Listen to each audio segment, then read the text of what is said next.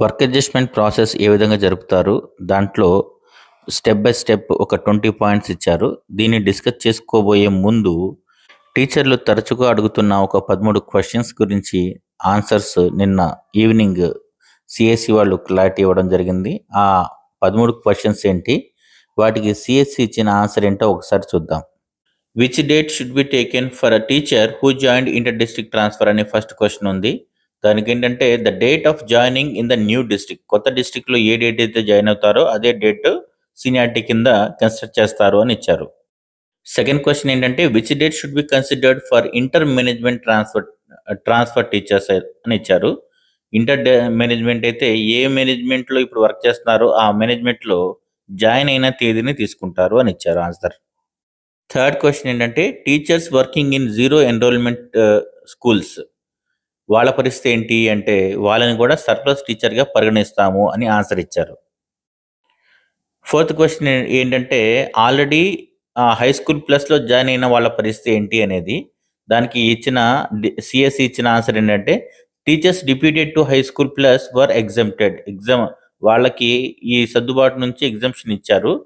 The అయినప్పటికీ the list of deputed teachers with school details shall be furnish to retain in the same school, వాళ్ళని same స్కూల్లో continue చేసే విధంగా వాళ్ళ details అన్ని కూడా ఫర్నిష్ చేయాల్సి ఉంటుంది అని ఇచ్చారు.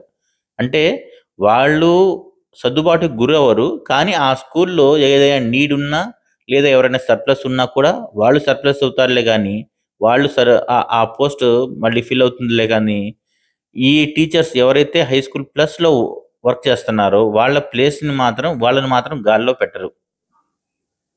ఫిఫ్త్ క్వశ్చన్ ఏంటంటే కొన్ని చోట్ల డివైఈఓ పోస్టులు ఖాళీగా ఉన్నాయి అని చెప్తే ఎవరైతే ఇన్ఛార్జ్ ఉంటారో వాళ్ళు దీనికి బాధ్యత వహిస్తారని ఇచ్చారు. ఒకవేళ ఇన్ఛార్జ్ ఎవరు ఆ పరిస్థితుల్లో లేకపోతే ఆర్జేడిఎస్ఈ అంటే ఆర్జేడి గారికి నివేదించాలి అని చెప్పారు. Sixth question is there any provision to the senior teacher to give willing to come under work adjustment. ఇది చాలా చాలా ఇంపార్టెంట్ క్లారిఫికేషన్ అండి. దీంట్లో అసలు క్వశ్చన్ వేరు, ఆన్సర్ కాస్త డిఫరెంట్గా కనిపిస్తుంది. స్ట్రైట్గా ఆన్సర్ ఇవ్వలేదు. అంటే సీనియర్ విల్లింగ్ ఇవ్వడానికి అవకాశం ఉందా అంటే దానికి స్ట్రైట్ ఆన్సర్ నో. అంటే ఒక స్కూల్లో 4 టీచర్లు పనిచేస్తున్నారు, నలుగురిలో ఒక పోస్ట్ సర్ప్లస్ అవుతుంది. అప్పుడు సర్ప్లస్ అయ్యేది ఎవరు? జూనియర్ మోస్టే సర్ప్లస్ అవుతారు. లేదు నాకు ఇంకాస్త మంచి ప్లేస్ వచ్చే అవకాశం ఉంది, నాకు సర్ప్లస్లో వెళ్ళే అవకాశం ఇవ్వండి అని సీనియర్ని అడిగితే మాత్రం ఇవ్వరు. కానీ ఎవరైతే సర్ప్లస్ అవుతున్నారో ఆ లిస్ట్ మొత్తంలో ఉన్న సీనియర్కి ఫస్ట్ ఆప్షన్ ఇస్తారు. అంటే ఉన్న సీనియర్స్కి ఆప్షన్ ఇస్తారులే, కానీ సర్ప్లస్ అయిన వాళ్ళలో సీనియర్స్కి అవకాశం ఇస్తారులే, కానీ సర్ప్లస్ కావడానికి విల్లింగ్ ఇవ్వరు.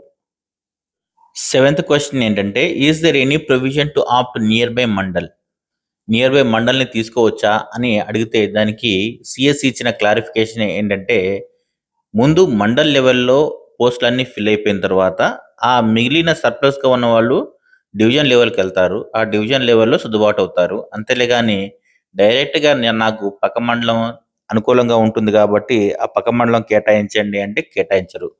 ఇక్కడ ఇంకొక సమస్య ఉంది. ఎవరైతే సీనియర్ ఆప్షన్ ఇచ్చుకుంటారో వాళ్ళు అదే మండలంలో తీసుకోవాలి కాబట్టి కాస్త వాళ్ళకి వాళ్ళు నేటివ్ ప్లేస్ నుంచో లేకపోతే వాళ్ళ హోమ్ నుంచో కాస్త దూరంగా ఉండొచ్చు. కానీ సర్ప్లస్లో ఉన్న ఇంకాస్త నెక్స్ట్ ఆప్షన్ తీసుకోవాల్సిన జూనియర్కి మాత్రం డివిజన్ లెవెల్లో చూస్తారు కాబట్టి వాళ్ళకి కాస్త దగ్గర ప్లేస్ ఒకవేళ కొన్ని సందర్భాల్లో దొరికితే దొరకచ్చు. ఇక్కడ నేను సీనియర్ని కాబట్టి నేను నష్టపోయాను అని చెప్పడానికి కుదరదు, ఇంకో విధంగా క్వశ్చన్ చేయడానికి అవకాశం లేదు. ఎయిత్ క్వశ్చన్ ఏంటంటే విశాఖపట్నం, విజయవాడ లాంటి కొన్ని అర్బన్ ఏరియాస్లో మండల్స్ డివైడ్ అయ్యాయి. అటువంటి పరిస్థితులు ఏంటి అంటే డిఓస్ ద్వారా ఇవన్నీ కూడా కొత్త లాగిన్స్ క్రియేట్ చేయబడ్డాయి అని ఆన్సర్ ఇచ్చారు. నైన్త్ క్వశ్చన్ ఏంటంటే ఎయిడెడ్ మేనేజ్మెంట్స్ కొన్ని చోట్ల స్టాఫ్ని సరెండర్ చేశారులే, కానీ 3 కిలోమీటర్ల పరిధిలో వేరే ఏ విధమైన స్కూల్ లేకపోవడంతో పిల్లల్ని మాత్రం అలాగే ఉంచారు.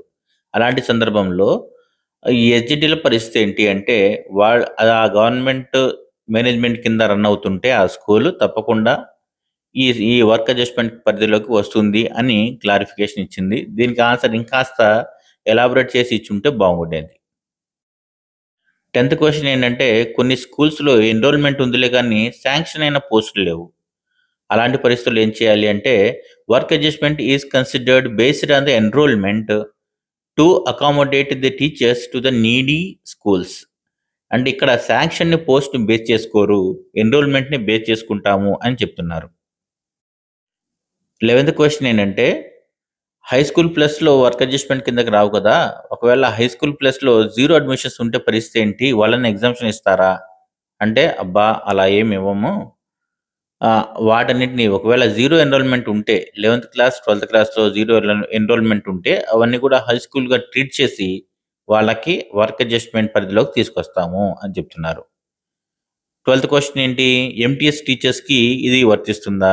ఎస్, వర్తిస్తుంది. 13th క్వశ్చన్ ఏంటంటే if the teacher is unavailable for opting school then what to do. Teacher అందుబాటులో లేకపోతే, సర్ప్లస్ టీచర్స్ లేకపోతే, సర్ప్లస్ టీచర్స్ అందరినీ నీడీ స్కూల్స్లో అవైలబుల్ ఉన్నంత వరకు సర్దుబాటు చేస్తూనే ఉంటాం అంటున్నారు. అంటే నియర్ బై మండల్ డివిజన్ లెవెల్లో ఇవన్నీ కూడా ఎక్కడో చోట దీనికి ఫుల్ స్టాప్ పడుతుంది అన్న ఆన్సర్.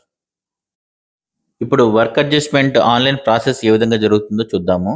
ఏం లేదు, సిఎస్సి సైట్లో లాగిన్ అవుతారు, తర్వాత డెఫిసిట్ స్కూల్స్ లిస్టు, తర్వాత సర్ప్లస్ టీచర్స్ లిస్ట్ ఇవన్నీ వస్తాయి, వాటిని డిస్ప్లే చేయాలి. వీటన్నింటినీ కూడా డిస్ప్లేలో కూడా ఉంచాలి. ఒకవేళ సర్దుబాట్లు ఏదన్నా మార్పులు చేర్పులు ఉంటే డిఓ ఆఫీస్కి తెలియజేసిన తర్వాత మార్పులు చేర్పులు చేసుకోవాలి. సర్ప్లస్ టీచర్ లిస్ట్లో ఉన్న ఉపాధ్యాయుడిని పిలిచి వాళ్ళకి సబ్జెక్ట్ సీనియారిటీని వివరాలు తెలియజేసి ఆప్షన్ కోరుకోమని చెప్తారు. సర్ప్లస్లో ఉన్న ఉపాధ్యాయులకు వారి సబ్జెక్ట్లో ఉన్న డెఫిసిట్ పాఠశాల వివరాలు ఇవన్నీ కూడా తెలియజేస్తారు. ఇప్పుడు సర్ప్లస్లో ఉన్న ఉపాధ్యాయుడు డెఫిసిట్ లిస్ట్లో నుంచి ఏ పాఠశాలను ఎన్నుకుంటారో రాతపూర్వకంగా ఇవ్వాలి.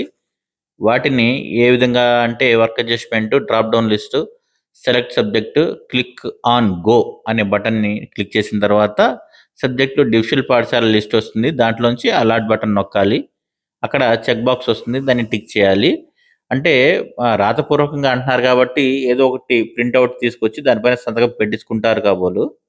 అక్కడ ఏ ప్రాసెస్ ఫాలో అయితే ఆ ప్రాసెస్. పాయింట్ నెంబర్ 11 ఏంటంటే చెక్ బాక్స్ పైన క్లిక్ చేసిన తర్వాత సబ్మిట్ బటన్ పైన క్లిక్ చేయాలి. ఫలానా టీచర్ ఫలానా పాఠశాలకి అడ్జస్ట్ చేయబోతున్నారు, ఫ్రీ చేయమంటారా అని కన్ఫర్మేషన్ అడుగుతుంది. అప్పుడు ఓకే క్లిక్ చేసి అలాటెడ్ సక్సెస్ఫుల్లీ అని పాపప్ మెసేజ్ వస్తుంది, అంటే పైన డిస్ప్లే వస్తుంది. ఒకవేళ వివరాలు సరిగ్గా లేవు అనుకోండి, క్యాన్సిల్ నొక్కి వెనక్కి వెళ్ళి మళ్ళీ అలాట్ ప్రాసెస్ అంటే ఇంకొక సబ్జెక్ట్ని ఇంకొక స్కూల్ని సెలెక్ట్ చేసుకోవడమో లేకపోతే ఇంకో ఆప్షన్ సెలెక్ట్ చేసుకోవడమో చేయాలి. ఓకే క్లిక్ చేయాలి. తర్వాత అలాట్ చేసిన పాఠశాల లిస్ట్ కిందకి వెళ్ళి బ్లాక్ చేయబడి ఉంటుంది, అంటే ఏ పాఠశాలను అయితే ఆప్ చేసుకుంటారో సీనియర్ ఆ ప్లేస్ బ్లాక్ అయిపోతుంది అనమాట, అంటే ఫ్రీజ్ అయిపోతుంది. తర్వాత నెక్స్ట్ టీచర్ వస్తారు, నెక్స్ట్ ఆప్షన్ సెలెక్ట్ చేసుకుంటారు. ఈ విధంగా జరుగుతుంది. ఈ విధంగా ప్రాసెస్ నెక్స్ట్ టీచర్ వస్తారు, సేమ్ ప్రాసెస్ జరుగుతుంది. వర్క్ అడ్జస్ట్మెంట్ కంప్లీటెడ్ అని వచ్చే వరకు ఇదంతా జరుగుతూనే ఉంటుంది. మిగిలిపోయిన టీచర్స్ని డిప్యూటీ ఎడ్యుకేషన్ ఆఫీసర్ గారి లాగిన్లోకి పుష్ చేస్తారు. వారి వద్ద కూడా సేమ్ ఇదే ప్రాసెస్ జరుగుతుంది.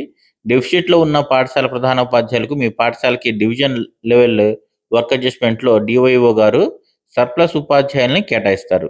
ఒకవేళ మండల్ లెవెల్లో జరగకపోతే, ఎవరు అందుబాటులో లేకపోతే డివిజన్ లెవెల్లో ఏదో ఒక మండల్ నుంచి మనకి టీచర్స్ వచ్చే అవకాశం అయితే కంపల్సరీగా ఉంటుంది అంటున్నారు.